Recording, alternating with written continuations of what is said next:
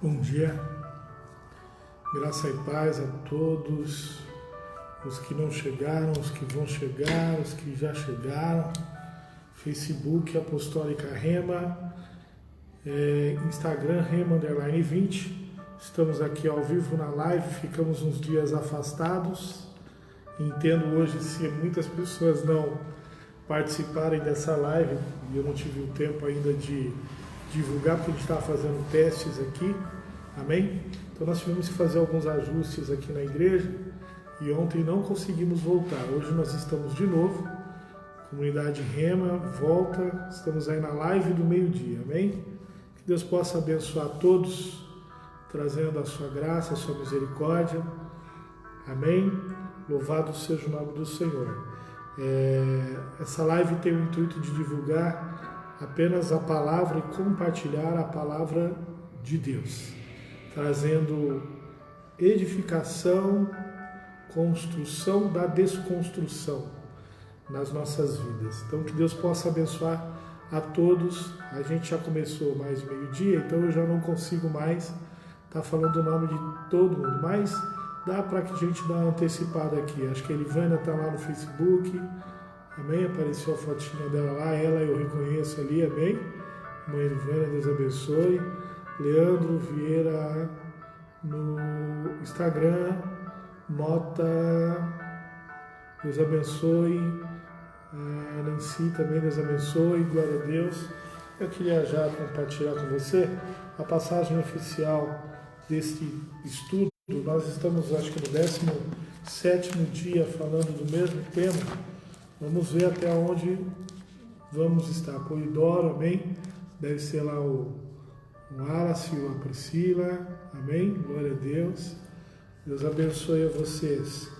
Gostaria de compartilhar a passagem da qual nós estamos falando, comentando e compartilhando desde o início, falando sobre Jesus a cura, ou Jesus como a cura. Então, se você puder abrir no livro de 1 Pedro, no capítulo de número 2 não dá, 2. No capítulo de número 24 e 25. Amém?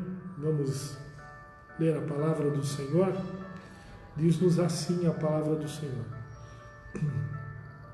Aquele que em seu próprio corpo levou os nossos pecados sobre o madeiro, para que nós, mortos para os pecados, pudéssemos viver para a justiça, e pelas suas pisaduras fostes curados. Porque éreis como ovelhas extraviadas, mas agora voltastes ao pastor e bispo das vossas almas. Amém? Vamos voltar no livro de João. Nós estamos falando desde a semana passada a respeito da mulher samaritana. Espero que hoje nós consigamos terminar essa parte, amém? Para continuarmos avante nas experiências que Jesus nos deixou em relação à sua vida, ou aquilo que foi relatado pelos seus discípulos, e entendemos nós, como biblistas, como pessoas que acreditam na palavra de Deus, como algo inspirado, ou a verdade inspirada do Espírito Santo, para que viesse até nós as expressões, a história, a verdade e os ensinamentos de Jesus, amém? Então nós entendemos que tudo que está aqui foi feito, inserido, colocado, inspirado, obviamente, inspirado pelo Espírito Santo e obviamente escrito pelo homem, amém? Colocado no homem, as mãos do homem escreve essas palavras, mas a inspiração e a direção é do Espírito Santo.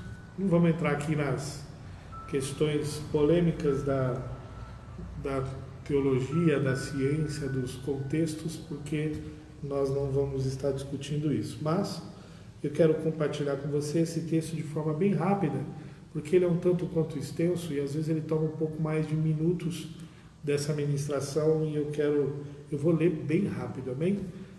São João, capítulo de número 4, o encontro de Jesus com a mulher samaritana. A partir do versículo 1. Portanto, quando o Senhor soube que os fariseus tinham ouvido o que Jesus fazia e batizava mais discípulos do que João, embora Jesus mesmo não tenha batizado, mas sim os seus discípulos, ele deixou a Judéia e partiu novamente para a Galiléia. E era-lhe necessário passar por Samaria. Então ele chega a uma cidade de Samaria, que é chamada Sicar, perto das terras de Jacó, que Jacó deu ao seu filho José. Ora, o poço de Jacó estava ali. Jesus, pois, cansado da sua viagem, assentou-se e assim junto do poço, e era cerca da hora sexta. Se você for procurar o contexto, era perto do meio-dia, né?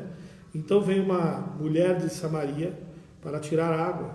Disse-lhe Jesus: dá-me de beber, pois seus discípulos tinham ido à cidade para comprar alimento. Então disse-lhe a mulher samaritana: como és que tu, sendo um judeu, pedes de beber a mim, que sou uma mulher de Samaria? Porque os judeus não se relacionam com os samaritanos. Jesus respondeu e disse: se tu conheceras o dom de Deus, e quem é que te diz, dá-me de beber, tu lhe pedirias e ele te daria a água viva. Disse-lhe a mulher: Senhor, tu não tens com que tirar e o poço é fundo. Onde, pois, tens a água viva? És tu maior do que Jacó, o nosso pai, que nos deu o poço do qual ele mesmo bebeu, e os seus filhos e o seu gado? Jesus respondeu e disse-lhe: qualquer que beber desta água terá sede novamente. Mas aquele que beber da água que eu lhe der nunca terá sede. Mas a água que eu lhe der se fará nele uma fonte de água a jorrar para a vida eterna. Disse-lhe a mulher: Senhor, dá-me dessa água, para que eu não tenha sede e não venha aqui tirar. Disse-lhe Jesus: vai, chama o teu marido e vem cá. A mulher respondeu e disse: eu não tenho marido. Então disse-lhe Jesus: tu disseste bem, eu não tenho marido, porque tu tiveste 5 maridos e o que agora tens não é o teu marido. Isso disseste com verdade. Disse-lhe a mulher: Senhor, eu percebo que tu és um profeta. Nossos pais adoraram neste monte, e vós dizeis que é em Jerusalém, o lugar onde o homem deve adorar. Disse-lhe Jesus: mulher, crê-me, a hora vem em que nem neste monte, nem em Jerusalém adorareis ao Pai. Vós adorais o que não conheceis, nós adoramos o que conhecemos, porque a salvação é dos judeus. Mas a hora vem, e agora é, em que os verdadeiros adoradores adorarão o Pai em espírito e em verdade, porque o Pai procura os tais para adorá-lo. Deus é espírito, e os que adoram devem adorá-lo em espírito e em verdade. A mulher disse-lhe: eu sei que vem o Messias, ou Mashiach, ou ungido, ou Cristo. E aí ela vai dizer: o Messias, que se chama o Cristo, quando ele vier, nos anunciará todas as coisas. Jesus disse-lhe: eu sou o que fala contigo. Amém? Então, nós falamos nesses dias todos a respeito das providências e da maneira como Deus desenvolveu a condição para encontrar esta mulher, dizendo que Deus tinha um propósito e a operação divina de Deus não trabalha com coincidências, mas sim com uma ação, voltada ao encontro de pessoas que ele assim vai ministrar o Evangelho. Pessoas das quais ele apresentou de todas as maneiras e de diversas formas, mas em que algumas delas estão sendo relatadas aqui por causa do significado, da importância, da maneira da abordagem e da maneira que Jesus o fez para alcançar estas pessoas. Então é por isso que elas estão referidas aqui. O próprio João, se não me engano, diz que se tivesse que relatar os seus discípulos a respeito de todas as coisas e de todas as formas, de todos os milagres, de todos os prodígios e maravilhas que Jesus realizou no tempo em que ele esteve aqui diante do seu ministério, não haveriam livros que coubessem tudo aquilo que Jesus havia feito. Então Jesus não apenas curou todas estas pessoas, mas Jesus curou diversas pessoas, libertou diversas pessoas, ele salvou diversas pessoas, mas o Espírito Santo inspirou a estes discípulos trazerem a referência destas pessoas para que neste sentido pudessem ser deixadas tanto as histórias, quanto as características, quanto as ações de Jesus no contexto aonde isto serviria para uma edificação futura daquilo que Jesus sabia que seria os seus discípulos provenientes, ou os seus discípulos provenientes e gerado dos seus outros discípulos. Então, Jesus vai fazer exatamente essa ação para tentar, para trazer exatamente estas verdades para nós. Então, nós entendemos exatamente isso, a maneira como Jesus está trabalhando no contexto dessa mulher samaritana.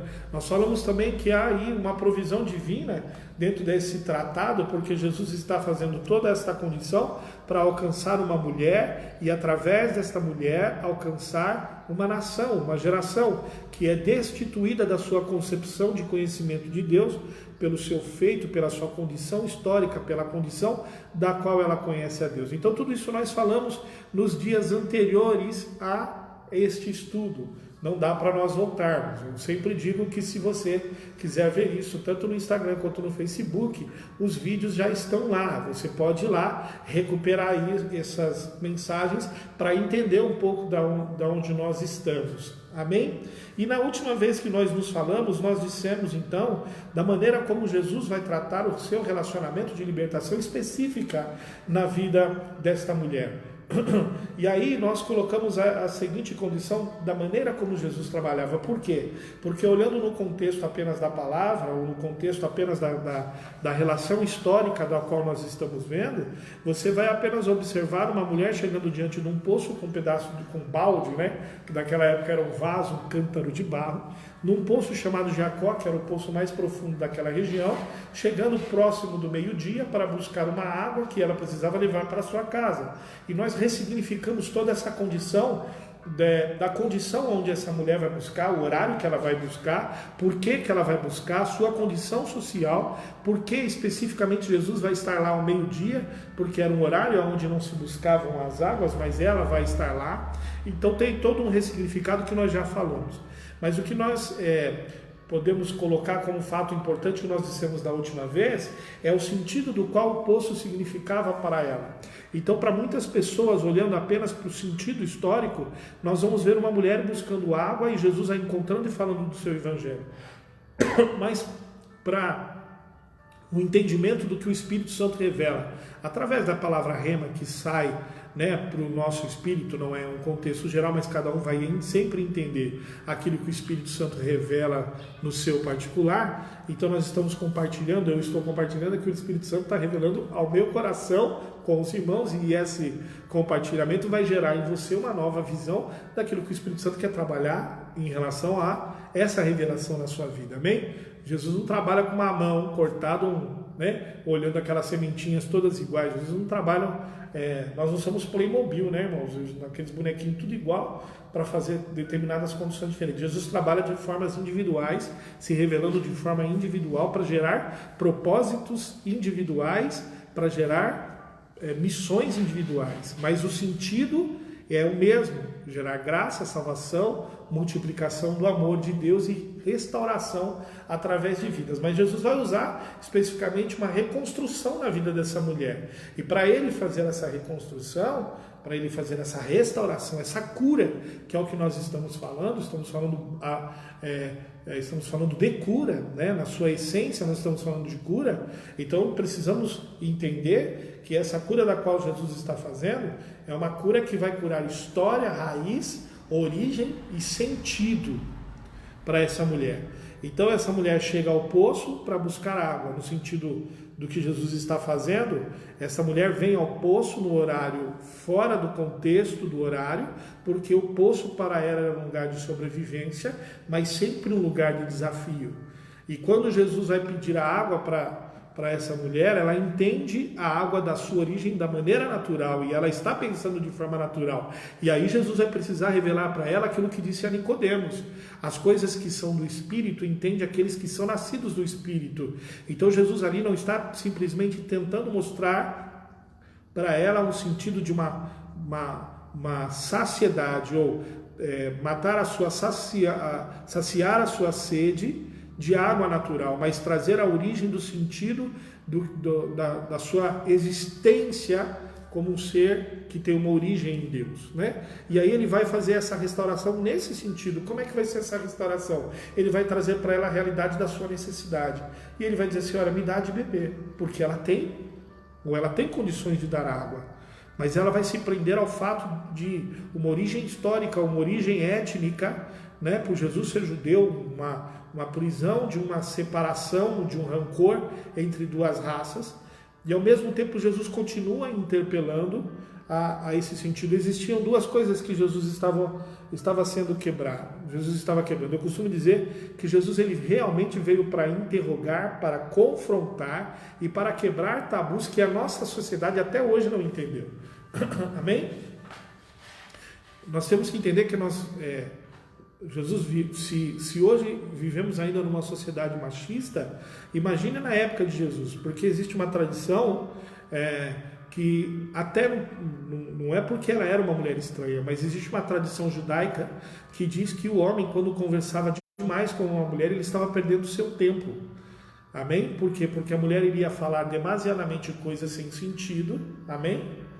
Coisas que estariam, e ele estaria perdendo o seu tempo. Então Jesus, ele já vem quebrar um tabu, porque ele interpela uma mulher estranha, que já era uma coisa complicada, e Jesus vai estar colocando o tempo. Quando os discípulos estão chegando, provavelmente olhando aquilo, ou se o fizessem isso, eles estariam, mas por que ele está perdendo tempo? Né? E Jesus, você vai perceber esse contato de Jesus muito próximo, e eu queria aqui não ser um partidário das irmãs, mas das mulheres aqui, mas é tão belo ver como Jesus ele tem inserido essa relação de amor e profundidade com a cura das mulheres, né? Porque nós criamos sempre um estereótipo errado no sentido das mulheres, né? Existe uma subjugação, existe um sentido errado na formatação do casamento, existe uma forma tão absurda, machista, estúpida de pensar a mulher em relação a Deus, em relação ao seu compromisso com família, né? Na sua condição de posição, é um negócio tão absurdo, né? Que as pessoas imaginam Jesus cuidando das mulheres de uma maneira, Jesus tratava elas iguais. Aí as pessoas dizem assim, mas por que Jesus então tinha 12 discípulos homens? Não, Jesus tinha vários discípulos, 12 deles eram homens. Mas como eu estou recebendo aqui a mensagem, né, de uma amiga nossa sobre Maria Madalena, é lindo isso, porque Maria Madalena talvez seja dos discípulos a mais fiel, mais próxima, uma das mais íntimas, uma das que se relaciona com Jesus de uma forma mais bela, uma provocadora dos sentimentos e dos sentidos de Jesus. Jesus se relaciona com as mulheres de uma maneira tão profunda que ele tem dentro do seu relato histórico as suas duas irmãs, e uma delas faz um dos gestos mais belos e mais bonitos diante de Jesus enquanto vivia aqui na terra. Então Jesus gera, e olha que coisa linda que eu queria até, não estou tentando sair do sentido aqui, mas eu queria que você entendesse um pouco dessa maneira gigantesca do amor de Jesus em relação às suas mulheres. Se você olhar a questão genealógica de Jesus, amém? Você vai entender como é que Jesus vai trabalhar isso de uma maneira tão linda. Quando você ler em Mateus, você vai ver de onde vêm algumas raízes de Jesus, e as mulheres estão sendo inseridas na relação da hierarquia da descendência de Jesus, né? A sua ascendência, né? Da sua ascendência das pessoas que geraram Jesus na genealogia. Você vai perceber que Mateus, né, ele faz uma referência, agora me conta se é Mateus 1, mas acredito que seja Mateus, na genealogia de Jesus, faz que existe a questão de ressaltar as mulheres que fizeram parte dessa árvore cromossômica de formar Jesus, ou de preparar o Cristo na terra. E é tão lindo porque você vai perceber que Jesus ele tem uma ligação forte com Raabe, a mulher que salvou os 2 espias judeus que estavam fugindo no muro de Jericó. A Bíblia fala que ela era uma prostituta e ela está inserida na genealogia de Jesus. Você quer um pouquinho mais para frente? A Bíblia vai falar que uma das avós de Jesus é uma mulher chamada Ruth, que não é judia, não tinha a sua pureza étnica judia, mas ela tinha dentro da sua essência a construção de uma mulher moabita que virou viúva e que vem para a terra de Israel no amargor da Noemi, né, que era a sua sogra, e tem um processo de reconstrução. Então o rei de Judá não veio numa linha 100% judaica. E aí ainda vai haver uma referência tremenda, porque dentro desses casos existe uma mulher inserida na genealogia de Jesus chamada Batseba, que é a mulher que Salomão, a mãe de Salomão, da qual Davi cometeu o seu pecado, trazendo no ventre dela uma condição, né, que foi o seu primeiro filho, e através do pecado e a restauração. Isso quer dizer o seguinte: Jesus sempre teve um lado de reconstrução e de cura com as mulheres. Jesus sempre teve um lado de visualizar, ou de valorizar, ou de trazer a essência da mulher num processo de não somente de reconstrução espiritual, mas de um reposicionamento social, de um reposicionamento onde a mulher deveria estar, né? Não a mulher encostada com a barriga no fogão, não a mulher que lava o chão e o pé do marido. Amém? Tanto é verdade que você vai ver uma expressão que é talvez uma das mais bonitas: enquanto Maria está se predispondo a estar adorando Jesus sobre a sua posição, Marta está correndo desesperadamente para correr a construção da sua comida e do cuidado das coisas materiais de Jesus. E Marta chega dentro do contexto para Jesus e vai dizer assim: não te incomodas o fato de você ver eu aqui como mulher me atarefada nas coisas que são da casa para te providenciar um prato, mestre, enquanto Maria se depara ao fato de estar aos seus pés adorando o teu nome, mande ela se colocar no lugar onde ela deve estar, na cozinha, fazendo comida, cuidando da panela e lavando, e enquanto isso, os homens vêm te adorar. Jesus vai olhar e vai dizer assim: ô Marta, não vigia. Você pode até achar que é contraditório e não concordar, mas Jesus está dizendo, você precisa entender o sentido do que Jesus está fazendo. Jesus está dizendo, ela escolheu a melhor parte. Pare de pensar em papéis que são inseridos dentro do contexto do que a religião construiu. Amém? Nós aprendemos, e eu estava falando muito disso ontem, até com o meu filho, com uma sobrinha minha, a respeito do como a religião traz uma ideia equivocada do sentido de família e do sentido da mulher, quando nós usamos palavras que estão inseridas na Bíblia, mas que os princípios não são reais, aquilo que o homem usurpou. Amém? Submissão, família. Então, assim, nós por séculos a fio construímos uma ideia de que as mulheres, para serem mulheres, deveriam estar no sentido de fogão, panela, chão, sem ter buscas das suas carreiras profissionais, dos seus sonhos pessoais, da construção de um lar e de uma família. Amém? E aí você vai olhar que dos papéis dos quais Jesus estipulou para as mulheres, Jesus vai colocar dentro da relação do homem, amém? A relação mais importante de todas, colocando para ele a responsabilidade de amar a sua esposa ou de amar a sua mulher como Cristo amou a igreja e a si mesmo se entregou por ela. Então, não sei, nem entrei agora ainda no tema, mas eu queria dizer para você que está me ouvindo aí, homem, que está me ouvindo aí, mulher, que Jesus ele veio restaurar uma condição de valores, e de uma condição de valores. Jesus está dizendo para essa mulher samaritana que teve 5 maridos e o que ela tinha não era o dela. Oi? Você quer escutar o que eu vou falar? Jesus está dizendo assim: sabe qual é o seu problema, mulher? É que o teu contexto de relacionamento afetivo demonstra profundamente a tua fragilidade de reconhecimento de quem você é como pessoa.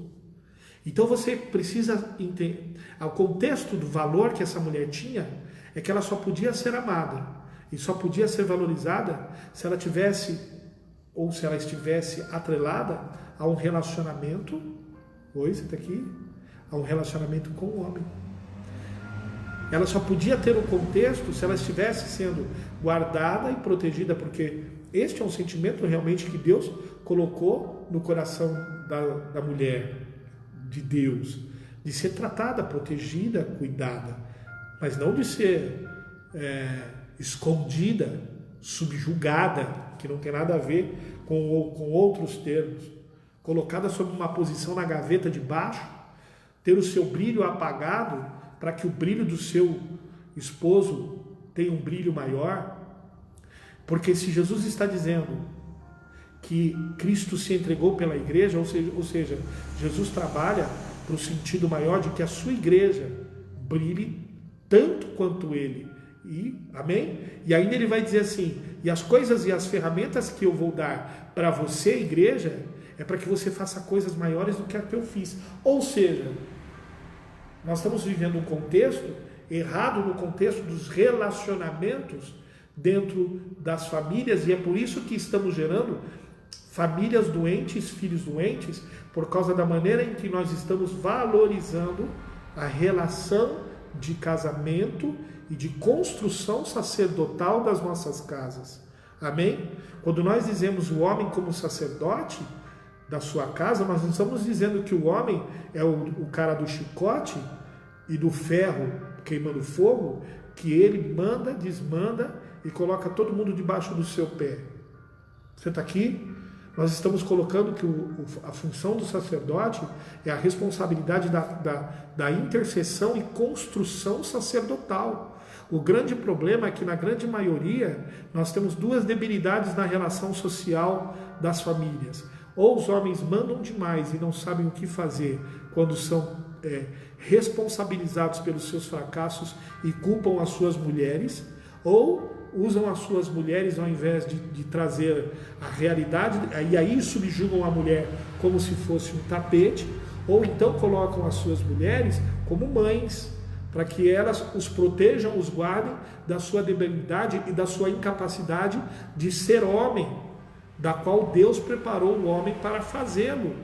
Então nós erramos duas vezes, e eu não estou te julgando, porque eu fiz isso por muitos anos na minha vida, colocando a responsabilidade da minha esposa como se fosse uma protetora da minha vida eterna, porque se tornou a minha esposa, deveria ser como substituir o lugar da minha mãe. Amém? E ela não foi criada para substituir o lugar da minha mãe, ela foi construída para ser carne da minha carne e ossos dos meus ossos. Ela não foi construída, ela não foi colocada do meu lado para edificar a minha vida como uma estrela cadente brilhante, mas para que juntos pudéssemos construir uma constelação diante do reino de Deus, guardados e abençoados. Oi, você está aqui? É por isso que a religião, a instituição, a maneira como se codifica as coisas que estão inseridas na Bíblia dentro de uma sociedade que por anos a fio não teve coragem de ter o confronto do contraditório para que pudesse achar no contraditório a razão daquilo que... Vou falar palavras difíceis que talvez você... Não estou querendo aqui ficar pagando pau de intelectual, porque os irmãos que me conhecem sabem que eu não tenho nada a ver com isso. Mas se você não escrutinar, se você não investigar, se você não interrogar, se você não se perguntar o sentido das coisas e pela maneira das coisas da qual o Espírito Santo colocou dentro dessa palavra, da maneira da sua realidade, da maneira que você vive, no tempo em que você vive, você provavelmente vai ficar arcaico, parado no tempo e preso numa religião que não vai produzir frutos do Espírito Santo. Oi, está aqui? Renovai as vossas mentes, não vos conformeis com este mundo, mas renovai as vossas mentes. A sua mente precisa estar aberta para escrutinar, para perguntar, para investigar aquilo que o Espírito Santo quer trazer através da pessoa de Jesus, para que você não se prenda em coisas que não são verdadeiras, para te para não produzir os verdadeiros frutos que você precisa gerar. Oi? Nossas famílias, muitas de nossas famílias ou as nossas famílias não estão produzindo a verdade do fruto real que ela poderia produzir, porque nós estamos vivendo uma relação doentia em relação às nossas casas. Nós não estamos produzindo filhos libertos porque nossas mulheres são escravas. Não estamos produzindo filhas emancipadas no sentido de buscar a sua vida, porque elas têm visto mulheres sendo colocadas no lugar ou de servas eternas, caladas no momento de calar, em alguns lugares sacos de pancada, em outros lugares como mães eternas de bebês gigantes. E algumas dessas mulheres, e na grande maioria da sociedade, que eu não estou falando só dentro da igreja, na nossa sociedade, principalmente sociedade de um terceiro mundo ocidentalizado, colonizado por uma visão ainda, e com essa visão errada do contexto do reino de Deus, nós estamos construindo, e as meninas estão trazendo uma relação fútil, sem uma relação de valor real,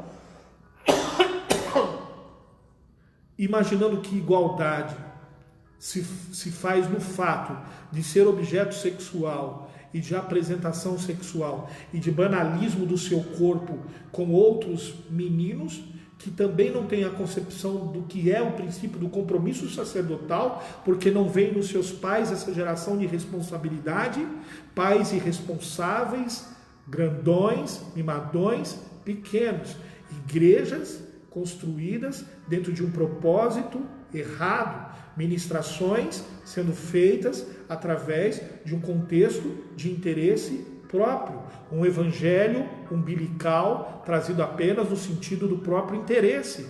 O reino de Deus não está sendo ministrado para as famílias. As pessoas constroem o seu relacionamento com Deus através do sistema institucional das suas igrejas. E as coisas não são construídas e são geradas e perpetuadas como doenças, porque adoecemos as nossas casas e não curamos as nossas casas, e isso nos impossibilita de viver o compromisso real que a cruz de Cristo nos leva. Jesus está trazendo uma realidade para essa mulher de uma cura, dizendo para ela da seguinte forma: a maneira como você busca, a ansiedade que você busca na sua felicidade precisa estar colocada no sentido de que a sua vergonha precisa ser colocada por terra. Você precisa quebrar o vínculo da sua vergonha. Oi, você está aqui, amado irmão, amada irmã. Nós precisamos quebrar os vínculos que nós temos nas nossas casas com a vergonha, com os rancores, com a impossibilidade da compreensão. Eu tenho dentro da minha casa não é a melhor casa, na realidade você pode até se assustar se você conviver muito dentro da minha casa. Meus meninos estão, eu falo meninos, né? Meus meninos estão com 23, 21 e a mais nova está com 17. Eles sabem o que é autoridade, sabem que eu sou um cara chato em algumas coisas, eles sabem que essa autoridade não é construída de uma maneira fácil, e essa autoridade não é minha, é compartilhada, e nós muitas vezes perdemos horas a fio e às vezes acaloramos as nossas discussões, mas nós queremos discutir o contraditório. E eu prefiro discutir o contraditório dentro da minha casa do que impor coisas da qual eu não entendo. E como eu sou um cara extremamente teimoso nas minhas posições, muitas vezes é mais difícil me convencer. Mas eu louvo a Deus porque eles não desistem de me mostrar as posições das quais eu penso de forma errada. Você está aqui, irmão? E você só vai reconstruir e só vai quebrar esses vínculos se você se predispor a analisar, porque os seus filhos vão crescer e você vai ser indagado. Mulheres que são covardes no posicionamento em relação a Deus, seus filhos quando crescerem vão olhar para você e vai dizer assim: você não ama Deus, você não nos amou, porque a sua vida inteira foi ser uma mãe para o meu pai.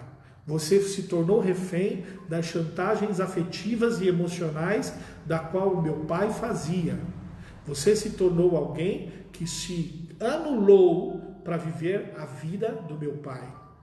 Você está aqui. E aí você vai ser cobrada pelos seus filhos por uma expressão da que você não criou em relação à sua questão de amor. Liberte-se. Não estou dizendo para você se rebelar, enfiar o dedo no seu... Não fala isso, não, daqui a pouco, pessoal, o pastor ficou louco, pirou o cabeção. Não é isso que eu estou falando. Eu estou falando que tem que haver uma libertação na sua realidade, do seu contexto. Ei, homem de Deus, seu filho vai cobrar você, porque você vai falar para eles ou vai cobrar coisa deles, como isso aconteceu comigo, das quais eu não vivi, das quais eu não fui exemplo, das quais eu me fragilizei. E você vai dizer para eles que é um testemunho da sua vida de libertação. Ei, eles vão dizer assim para você: por que você não me permite viver as suas experiências? E muitas experiências suas você não vai querer que os seus filhos vivam. Então está na hora de romper com essas coisas e começar a gerar um fruto de reconstrução. Oi, você está aqui? É por isso que Jesus vai chegar para essa mulher e vai dizer, sabe o que é para ela? Ele vai dizer assim: olha, eu tenho uma água que jorra a fonte eterna. E essa água que vai jorrar dentro de você para a eternidade não vai eliminar uma coisa para você, como se Jesus estivesse fazendo uma pegadinha. E ele não está fazendo pegadinha porque ele está falando verdade. Mas essa mulher vai chegar diante de Jesus e falar assim: então me dá água. Porque até agora, preste atenção, até agora essa mulher samaritana estava discutindo com Jesus a respeito do contexto histórico, a respeito do contexto da sua etnia, se ele era judeu, se ele era samaritano, de como ele ia tirar água, de como ele ia fazer. Só que Jesus, quando propõe para ela uma água da qual ela não precisava mais voltar àquele poço, ela fala assim: então eu quero essa água, porque só pelo fato de eu não precisar mais vir aqui, nesse poço, ao meio-dia, com a cabeça no sol, passando a vergonha que eu passo, e nunca mais precisar vir aqui, passar esse desafio de humilhação para a minha sobrevivência, eu quero essa água. Aí Jesus vai falar assim: você quer essa água? Quero. Vai, chama teu marido. Sabe por que Jesus muda da água para o vinho nessa história? Porque Jesus está mostrando para ela que água que ele vai oferecer. Oi, você está aqui, irmão? Jesus poderia dizer assim: então vem aqui, vou orar por você, a partir de agora você é salvo, você nunca mais vai ter sede. Não era isso que Jesus estava falando. Jesus estava confrontando o seu sentido de origem. Oi, você está aqui? Jesus estava confrontando o seu sentido de origem. E Jesus estava mostrando para ela o que ele fez com Nicodemos. Nasce de novo. Nicodemos falou assim: vou voltar para o ventre. Jesus está falando de água, ela está olhando para uma água que vai vir e que ela nunca mais vai ter sede. Jesus fala assim: não é isso que eu estou dizendo para você. O que eu estou dizendo para você é que eu quero que você traga agora o motivo da sua, que eu vou, o lugar onde eu vou entrar para curar. Traz teu marido. Ela fala assim: eu não tenho marido. Mudou, cadê a água nessa história? Onde é que estava o poço? Quem era judeu? Quem era samaritano? A discussão mudou de uma hora para outra no seguinte contexto: cadê o seu marido? Eu não tenho marido. É lógico que você não tem marido. Você já teve 5. E esse marido que você tem não é teu. Ela disse: veja que tu és profeta. Eu falei assim: você acha que eu sou profeta? Você está achando que eu sou profeta? Pois eu vou te dizer uma coisa: eu sou mais do que profeta. Eu vou trazer para você a verdade que você ainda não entendeu. Ela de novo vai para uma outra origem humana e vai dizer assim: mas como que o Senhor pode dizer a respeito disso? Como o Senhor pode dizer? Ela mudou de novo o assunto. Ela vai para o local do exato. Porque Jesus vai dizer para ela assim: olha, eu tenho a saída. E ela vai falar assim: aonde é a saída? Você está aqui? E ela vai falar assim: os nossos pais adoram nesse monte que é o Monte Gerizim. E porque os samaritanos adoravam ali, e os judeus em Jerusalém, por causa do confronto que eles tinham. E ela vai procurar o lugar, ela vai procurar a condição do poço. E Jesus vai dizer assim: mulher, você precisa entender que o Pai está procurando um outro tipo de pessoas que Ele quer se relacionar. E quando Ele vai apresentar para essa mulher o que Ele está dizendo, Ele não começa dizendo assim: Deus, eu vou voltar de novo à questão do Pai. Amém? Então ele vai voltar de novo e vai dizer assim: mulher, creme, e vem, que nem neste monte e nem em Jerusalém adorareis ao Pai. Aí, se você for olhar no outro versículo, assim, no versículo 23, um pouco para frente, ele fala assim: mas a hora vem, agora é, em que os verdadeiros adoradores adorarão o Pai. Ei, você está aqui? O que Jesus está restaurando aqui, de novo eu vou dizer, é um processo de relacionamento. É o que nós mais vamos falar. Quando nós estamos falando a respeito das nossas casas, do que nós vamos ser confrontados no futuro a respeito dos nossos exemplos, a respeito da nossa vida, a respeito daquilo que nós estamos convivendo diante de Deus, eu quero dizer para você, nós precisamos entender que nós vamos precisar restaurar nas nossas vidas o que nós vamos colocar como paternidade. O que vai evitar a falência das nossas casas, das nossas famílias, é paternidade. Ah, então depende de pai? Depende de Deus. Você está aqui. Quem gera paternidade não é pai. Quem gera paternidade não é mãe. Quem gera paternidade é Deus. Você está aqui, irmão? Não entendi, pastor. O que você está querendo dizer? Vamos lá. Jesus não veio ser pai de ninguém. Você está aqui, irmão? Mas Jesus não é Deus? É. Deus Pai, Deus Filho, Deus Espírito Santo? É. Ele não é a mesma? É. Mas ele, água gelada, água em vapor e água líquida. Você está aqui, vou dar um exemplo, vou tentar mostrar para você o que é a Trindade. Água muito fria, a menos de 100 graus Celsius ou centígrados, ela vai se tornar gelo. A água, num processo inverso, acima de 100 graus no calor, né, 100 graus Celsius acima de 100 graus, ela vira vapor. A água, no estado médio, ela vira líquido. Mas não deixa de ser água. O que é a Trindade? A Trindade é a mesma essência dividida em 3 posições: Pai, Filho e Espírito Santo. Entendendo que as 3 coisas têm a mesma necessidade, o mesmo poder, a mesma empatia, o mesmo relacionamento, o mesmo equilíbrio, o mesmo interesse, obedecendo a mesma vontade, vivendo dentro das mesmas condições, da mesma situação, mas entendendo a vontade de cada um, do Pai, do Filho e do Espírito Santo, na vontade de Deus, exercendo os seus papéis específicos. Então, o Deus Filho Jesus, o Messias prometido, desceu na terra para cumprir a vontade do seu Pai e para trazer a relação do Pai, ou seja, Jesus veio apresentar e restaurar o relacionamento do homem da terra com o Pai Deus e não com Deus.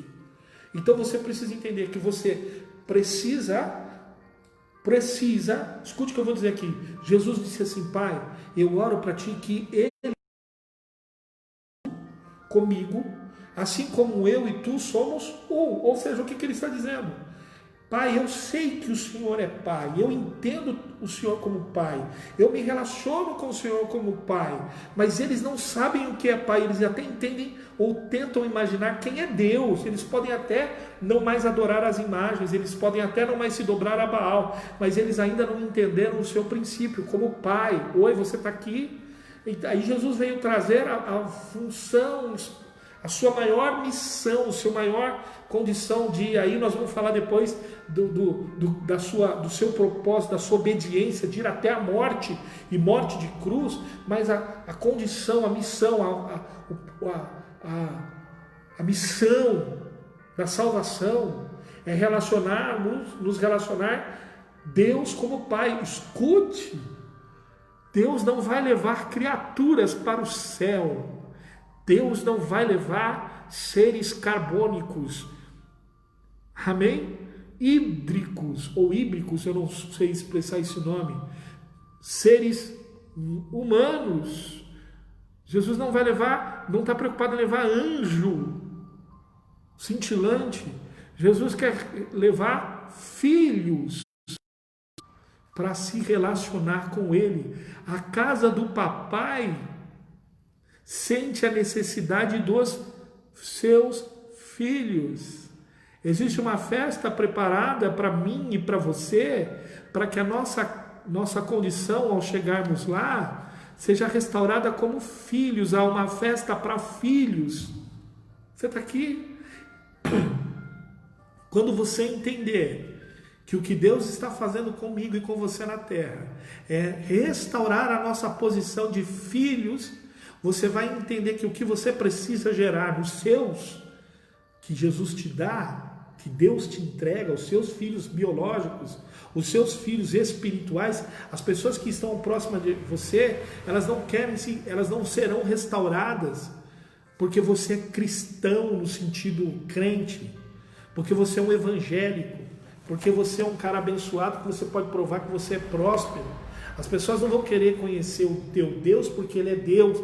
As pessoas vão querer ver em você uma restauração de filho. O dia que você mostrar para alguém que você é restaurado como filho de um Pai eterno, as pessoas vão querer conhecer como é essa restauração.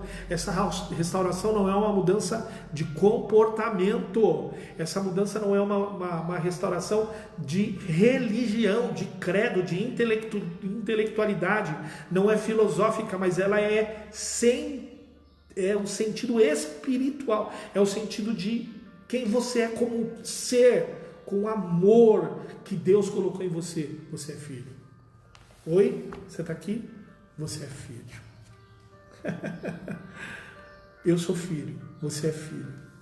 Eu sou filho? Como posso ser filho de Deus? A minha vida não condiz com a vida do Filho de Deus.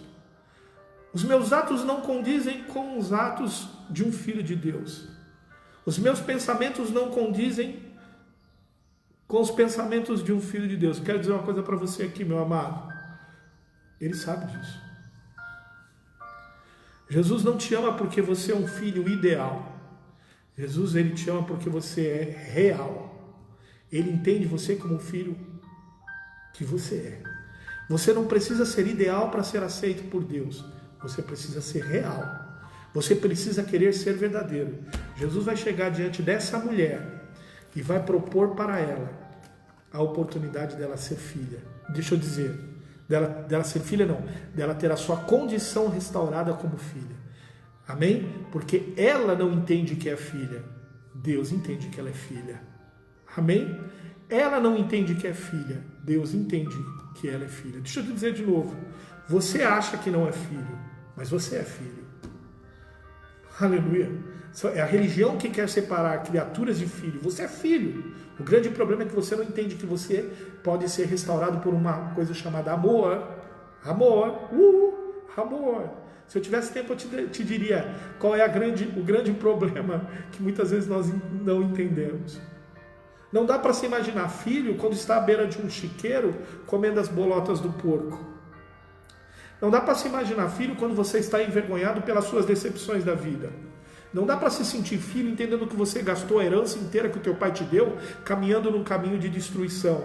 Mas eu quero dizer uma coisa para você, você é filho, porque na hora em que você encontrar uma posição aonde estiver perto das bolotas dos porcos, aonde você estiver numa vida, aonde você vai ver que não há saída, você vai lembrar, sabe do quê? Você vai lembrar da casa do teu pai. Escute o que eu vou dizer agora.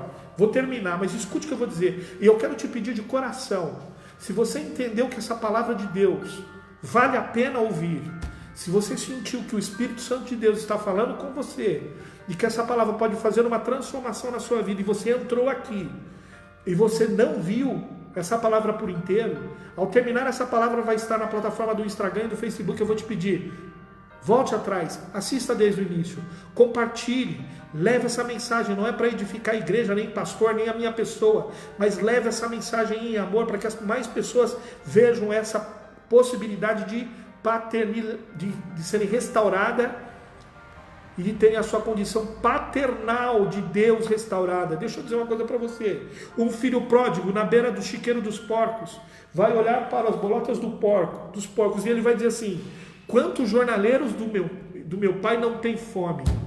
Mas deixa eu perguntar uma coisa para você. Você está aqui? Vou terminar já. Pode deixar. Estou terminando. Sabe o que ele vai dizer? Ele fala assim, quantos jornaleiros na casa do meu pai? Ele fala assim, eu vou dizer para o meu pai, vou dizer assim, pai, eu pequei contra os céus e contra a terra, e eu errei diante de ti, fiz todos os meus atos errados. Mas por favor me aceita na tua casa e faz de mim um dos seus jornaleiros. Mas em nenhum momento ele disse: eu vou para a casa do Senhor, eu vou para a casa do fazendeiro, eu vou para a casa daquele senhor da qual eu morava. Ele não vai falar isso, só que ele vai dizer: meu pai tem jornaleiros, e eu posso até ser jornaleiro, mas ele é meu pai. Escute o que eu vou dizer. Nós estamos imaginando, nós estamos pensando, colocando na nossa mente, no nosso coração, que não somos filhos. Mas ele não deixou de ser filho porque estava na beira do chiqueiro, na bolota dos porcos. Ele sabia que o pai tinha uma casa, e no meio da casa do pai tinham servos. E ele vai voltar para a casa do pai, no intuito de ser jornaleiro. Mas o pai não pode transformá-lo em jornaleiro, porque em todo o tempo o pai ficou à espera da volta do seu filho. Você está aqui? O pai vai estar à espera da volta de um filho. Não interessa a posição onde ele esteja. O que interessa é que ele é filho. Oi, você está aqui? Você é filho do pai. Você é filho do pai. O que Jesus veio fazer comigo e com você? Colocar-nos na posição de filhos. Restaurarmos na condição de filhos. Amado do Senhor. Filho do Pai Altíssimo. Filho de um Pai amoroso. Eu quero orar por você nesta hora, pedindo ao Senhor que restaure em você não o interesse de conquistas materiais, não o interesse de conquistas afetivas e pessoais. Porque se você entender que você é filho, você vai ser restaurado e colocado na posição de filho. Todas as outras coisas que tem na casa do Pai são suas pelo prazer de ser filho. Porque houve uma época em que o filho esteve na casa do Pai e todas as coisas que ele tinha não eram o suficiente para ele. E aí ele pede toda a sua parte da herança e vai para o mundo lá fora, torrar tudo com as coisas até ficar na miséria. Mas a condição de filho que ele precisava ter não estava nas coisas, mas na posição de filho. Agora o filho está voltando no sentido não mais de querer coisas, mas de querer ser filho. Oi, tudo bem? Você está aqui? Jesus quer restaurar você nesse sentido para que você tenha prazer em ser filho e não em ter coisas. Jesus quer restaurar você para você sentir o amor do Pai sobre a tua vida. Estar debaixo da proteção do Pai, do amor do Pai e não das coisas que o Pai vai te dar e nem de todas as outras coisas. E o Pai vai te receber e te colocar na posição de filho. Vamos orar? Amado irmão. Vamos orar? Amado irmão. Por que você está dizendo isso, pastor? Porque eu sou teu irmão. Porque somos filhos do mesmo Pai. Restaurados pelo nosso amado irmão mais velho, Jesus Cristo. Eu quero orar junto com você esse meio-dia de hoje. Vamos orar? Eterno Senhor, Deus dos céus e da terra, mais do que qualquer palavra que possa expressar o nosso conhecimento que nós temos de Ti como Deus, eu quero fazer a oração nesta tarde de hoje, não para falar com Deus eterno, transcendental, universal.